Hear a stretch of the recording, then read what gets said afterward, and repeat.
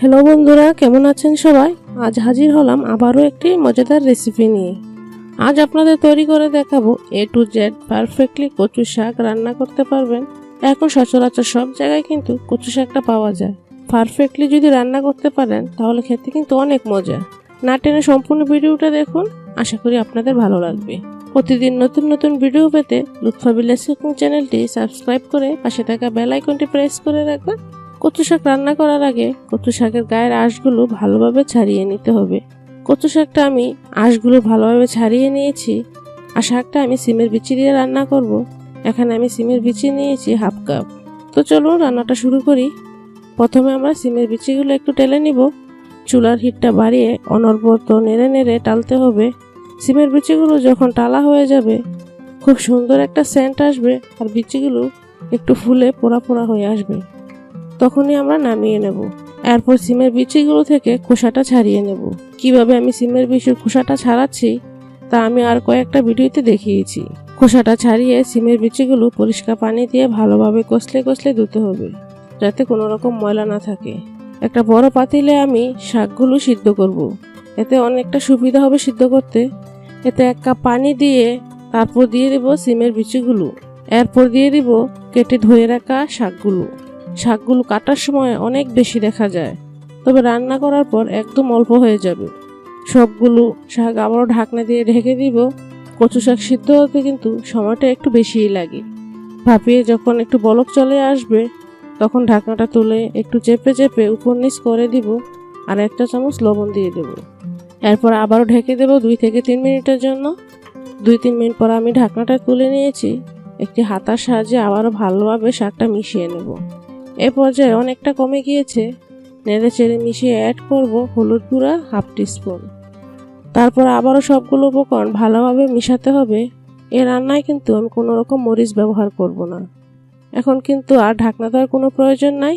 এভাবে একটু পর পর নেড়ে চেড়ে রান্নাটা করতে হবে। আর খেয়াল রাখতে হবে নিচ থেকে যাতে লেগে না যায়।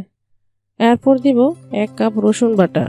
কচু বা কচু শাক রান্নার সময় যদি রসুনের পরিমাণটা আপনারা বাড়িয়ে দেন তাহলে আর আপনার গলা ধরবে না। এখন রসুন বাটাগুলো আবার ভালোভাবে মিশিয়ে একটু সময় নিয়ে ভালোভাবে নেড়ে চেড়ে পারফেক্টভাবে রান্নাটা করলে এই শাকটা খেতে কিন্তু অনেক মজা হয়। আর এই শাকটা পুষ্টিগুণে ভরপুর। অনেকে গলা চুলকানির ভয়ে কচু বা কচু শাক খেতে চান না। আমি যেভাবে স্টেপ বাই স্টেপ মশলা অ্যাড করে শাকটা রান্না করেছি, আপনিও যদি রান্না করেন তাহলে আপনার রান্না হবে পারফেক্ট। দেখুন এ পর্যায়ে যখন এরকম থকথকা হয়ে আসবে তখনই আমরা নামিয়ে নেব।